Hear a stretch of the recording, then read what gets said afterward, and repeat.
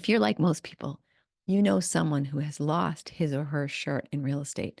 They were doing great, buying, selling, flipping, developing, making millions. And then all of a sudden, the bottom fell out of the market and they lost everything.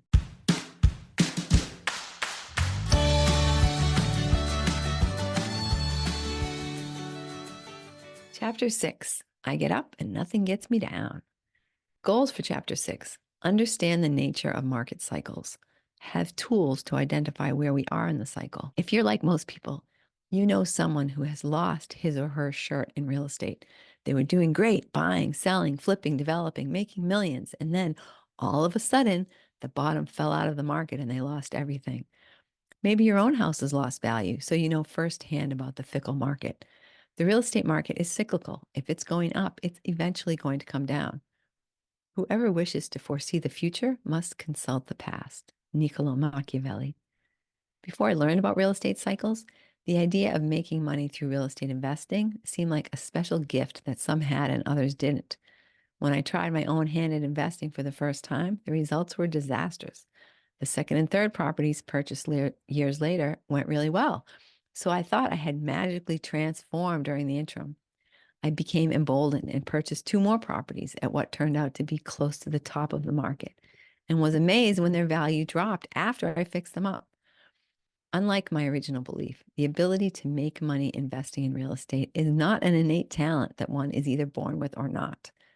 Anyone can learn to spot trends and to act in the most beneficial way for that moment in time. Furthermore, if you take the position of many investors and plan to hold your property for a number of years, you're virtually guaranteed to make a profit. Similarly, if you plan to buy, fix, and sell within a few months, the market cycle shouldn't change significantly during that time.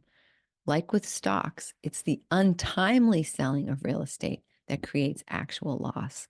If the property loses value on paper, but you're still making a profit by renting it, is that really a problem? Available inventory. As we've learned, the price of real estate is driven by supply and demand. As such, understanding how much inventory is available is the key to discovering whether you're in an up or a down cycle, a buyer or a seller's market. Thanks to the internet, getting this information is easier than ever. The formula is the number of homes available divided by the number of homes sold in the past 30 days equals months of inventory. So for example, I want to buy a home in Nashville, Tennessee. I go to a real estate website like Zillow and type in Nashville, TN, click for sale, and select houses in the home type dropdown. I get 782 results. I then unclick for sale, the for sale button, and I click recently sold. Under more, I select sold in the last 30 days. And Zillow returns 797 matches. I divide the 782 properties that are on the market by the 797 properties that have sold in the last 30 days, and I get with 0.98. That means there is less than 1 month's worth of available inventory. In other words, if no one new put their house on the market in Nashville, at the rate of 797 sold per month, they'd run out of inventory. There'd be no more houses to buy in less than 1 month. Nashville is a big city, though, and not all areas in what Zillow categorizes as Nashville are necessarily in the same place in the cycle or equally desirable. When you find a neighborhood of interest, do a more detailed search or ask your real estate agent to give you values on comparable properties recently sold in the area, along with the data to get a view of the market cycle. Remember, our goal is to buy smart. In general, if there are 6 months or less of inventory, it's considered a seller's market. Usually 6 to 9 months of inventory is considered neutral, and more than 9 months is considered a buyer's market.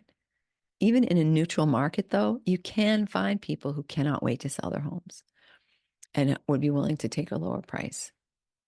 Cycles. We see that Nashville is a strong seller's market, but how is that helpful? We don't have anything to sell in Nashville. We're looking to buy. Should we do it, or is the market tapped out? The quick answer is that there is always a deal to be had if you have the stamina to look for it. but what is the right deal for that moment in time? To answer that question, we have to know where we are in the cycle. With less than 1 month of inventory, we're most likely on an upward trajectory, but how near are we to the peak? Naturally, no one can predict that answer with 100% accuracy, but there are some data that we can use to make a guess. Cycles in real estate are usually pretty easy to see in retrospect. At the bottom of the curve, there are more homes than buyers, and the prices are low. Builders stop building because the selling price won't cover their cost to build. Something happens to make people start buying. Maybe interest rates go down, or the government offers an incentive to first-time buyers, or you just run out of inventory. However it happens, lots of new buyers enter the market. The available inventory starts selling faster than it can be replaced. Because prices are still kind of low, new houses are slower to come on the market. Usually at this stage, you see builders renovating older homes, but not much new construction. The scarcity of inventory drives up the price of the remaining homes. Now that the prices are higher, builders and developers can afford to start new projects, but the development cycle takes time. There are lots of steps in that process. In the meantime, prices keep going up and up as buyers outbid each other for the few available homes. Little by little, new construction starts to enter the market. The media finally catches on and lets everyone know that it's a good time to sell. People who had been waiting for the peak decide to sell their homes. Eventually, things start to level off. There's more inventory and buyers can be more selective. They often have the option of new construction, making older homes less valuable. More new construction enters the market as larger projects are completed. A lot of the people who had wanted to buy have now found a place. There's less demand and more supply. People who really need to sell have to lower their prices. Because fewer homes are selling, the inventory backs up. It takes longer to sell a home, and there are more months of inventory. At the worst times in early 2000, some markets had 3 or more years of inventory. So where the heck are we? What can we do to discover where we are in the market? The first thing to do is drive around the neighborhood. Do you see a lot of new construction? Are buildings being torn down to make way for larger buildings? Are neighborhoods that were considered not that great suddenly becoming trendy? These are all signs that we're approaching the top of the market. Rentals. One early predictor of the top is the rental market. Think about what happens in a hot market. Investors like us get excited. We buy whatever we can afford, often outbidding those looking to live in the home themselves. Gradually, a glut develops as properties that were owner-occupied become rental properties. At the same time, some people who would have rented are now becoming homeowners. Because of this phenomenon, the multifamily market often peaks before the single-family market. You would research this in the same way that you research the home market. Go to any real estate search website and see how many apartment buildings are on the market in your target city. Now, see how many have sold in the past 30 days. In our Nashville example, there are just over 3 months of inventory for apartment buildings and multifamily homes. This is still a seller's market, but it is slowing compared to the single family. From this data, I would guess that Nashville home prices will continue going up slightly for at least another 1 to 2 years before leveling off and heading down. It's okay to buy in Nashville with the intent of selling in the next 2 years. If you plan to buy and hold, research the available rentals in your target area to see where you are in the rental cycle. You may be able to start new construction in Nashville, but by the time everything is approved by the city, you run the risk of finishing the building just as the market is heading down. It's a gamble. You'd want to look carefully at your goals and explore the worst case scenario before heading down that road. Trends. Here we've discussed the single-family and multifamily market trends, which you can test further by talking to property managers, real estate agents who specialize in rentals, and owners of rental property. Are they having trouble renting? Are rents going up, down, or staying flat? When they start going down, that's when you want to sell if it has been your intention. As of late 2018, Boston, Massachusetts has very little inventory for buyers, but there are lots of properties for rent. In Massachusetts, legislation has made it attractive for developers to build rental apartment buildings instead of homes to sell. Tenants can choose to live in a brand new condo quality building, making it tough for smaller investors with older apartments to compete. If you determine that it's not the best time to purchase, buy and hold residential inventory in your target area, you could look into commercial or industrial property. If you can determine where the market is heading, you can time your investments more wisely. Legislative changes. One factor to watch is legislation. Previous administrations have passed laws to encourage homeownership. Things like tax rebates for first-time buyers and low or no down payments, looser credit, etc., have all been tried and all have affected the real estate market dramatically. When this book was written, Donald Trump was in office. It was not currently known whether he would be friendly to real estate investors or not. His administration talks about eliminating some tax laws that are relied upon heavily by many investors. Keeping an eye on proposed legislation can help you avoid being unpleasantly surprised by a quicker than expected drop in the market. There are a lot of different market factors that could impact the Nashville predictions that we made earlier. There are no sure things in any type of investment. All we can do is study the past and do our homework on the present. Neighborhood watch. Because every neighborhood is a little different, you need to be familiar with the area where you're thinking of investing. Drive around and note what you see. How does the look and feel of the neighborhood compare to the last time you drove or walked through? Are people planting gardens? Are the homes well tended? Do you see peeling paint or weedy yards? What type of cars are parked on the street? Are people out and about walking around and interacting with each other? Or are the streets empty and houses locked up tight? Do you see any new developments or new construction? Keep note of the different neighborhoods that you visit. You're looking for areas where people care about their homes, where life is good and people are happy. Those tend to be areas where the economy is smiling on the neighborhood. And if you're not sure, get out and speak to the people you see. Ask them if they think the neighborhood is safe, if it's going up or down. If you're lucky enough to find a long-term resident, you may be able to get some great insight into the unique market in that area. Hit the streets. When you have a few areas in mind, it's time to hit the streets. Talk to residents, local realtors, city councilors, and the police.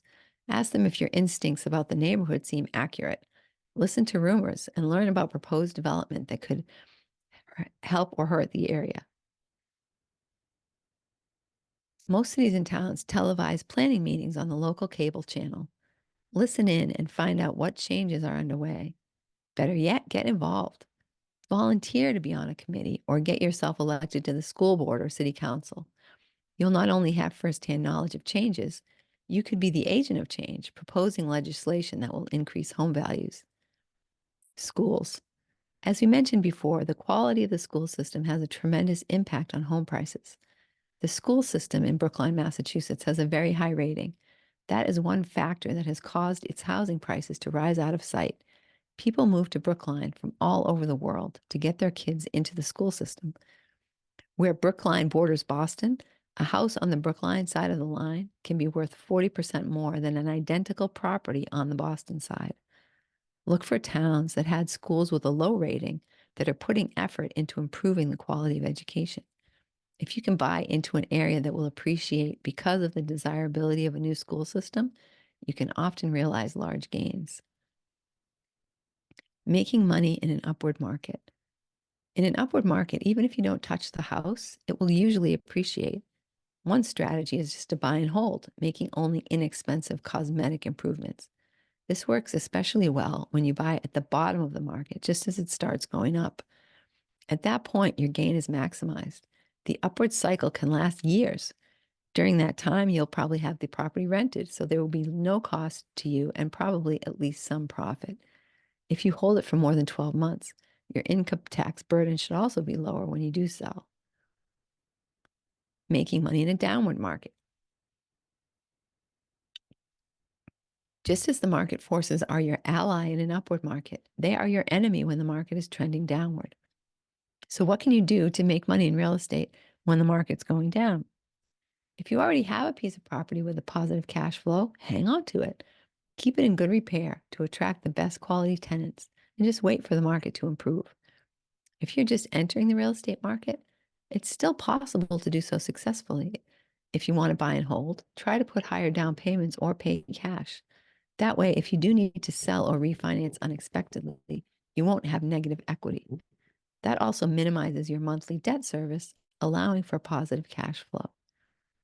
Unlike an upward market where a new kitchen and bath are enough to ensure a profit, you have to be a bit more creative if you want to do a flip in a down market. What can you do to make money when the price of homes is falling? Look for opportunities to add to the living area, like a house where a large attic will allow you to put in a dormer and add a second floor, or add a basement suite as Jane did. In a down market, you can also make a profit by breaking up a space. For example, taking a large house and turning it into a two-family or two condos. This should allow you to rent or sell the property for more money. Keep in mind that you will still have the same tax burden whether the market is going up or down. So be sure to factor taxes into your budget before deciding whether or not a property is a good investment. Another strategy for a failing market can be a change of use.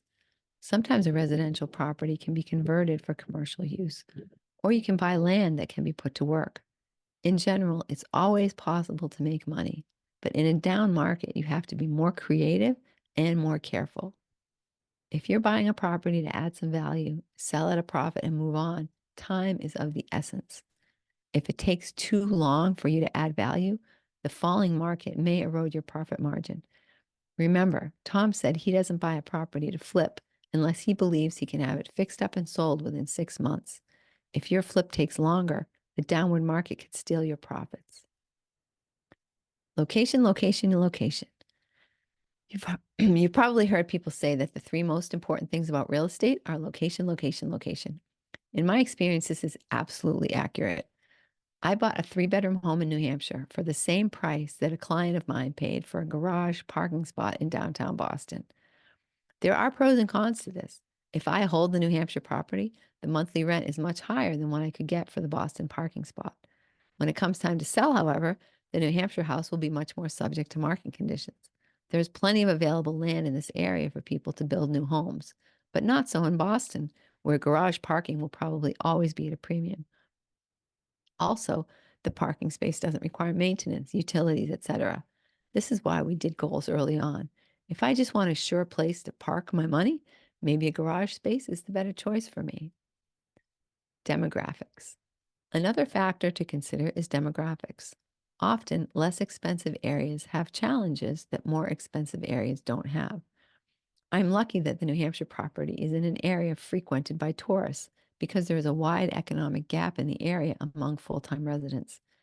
Basically, you're either working for the ski lift or you own the mountain. Because my property is in the middle class range, if I weren't able to do short-term rentals to vacationers, I may have trouble finding a full-time tenant who could pay my target rent amount. Make sure that the area will support the plans you have for the property. It's possible to go into an area and sink a lot of money into expensive fixtures, granite countertops, and designer touches, only to find that you had already topped out the amount of rent the area would support. Check the available market inventory, visit apartments for rent in your area, and talk to other landlords, rental agents, and property managers to validate your strategy. Trends. Have you ever visited a neighborhood that you frequented as a child, only to find it had developed dramatically? The vacant lots were replaced by high rises, and the house of pizza was now a trendy bistro, or that things had gone in the opposite direction. If you knew then what you know now, you may have been in a position to take some action. Now that you're older and wiser, you can try to spot these trends in time to capitalize on them. Pay attention to changes. View every home through your investor spyglass. You will start to spot trends and find some great opportunities. Many investors won't buy where there's a lot of graffiti, trash, or vehicles in yards or on streets waiting to be repaired, weedy yards, and several houses in need of painting or maintenance. In general, you want to see evidence that the community cares about the area, and you want your tenants to feel comfortable walking around after dark. Getting information. In addition to your instincts and the neighbors, you can get demographics and trends from federal census data, local tax assessments, and the local newspapers. Search engines are great resources, as are community social media pages and local area websites. Visit the area at night and see if there's anything that would make a tenant feel unsafe. Chapter 6 action items. Choose a couple of areas near enough for you to visit several times within a few weeks. Use the tools above to figure out where we are in the market cycle. Speak to a couple of real estate agents who work in those areas and ask for their ideas on the current market cycle. Make sure you understand why they believe as they do. Figure out who is right. Keep asking questions and gathering data until you are convinced you have a good idea of the position of each area in the market cycle.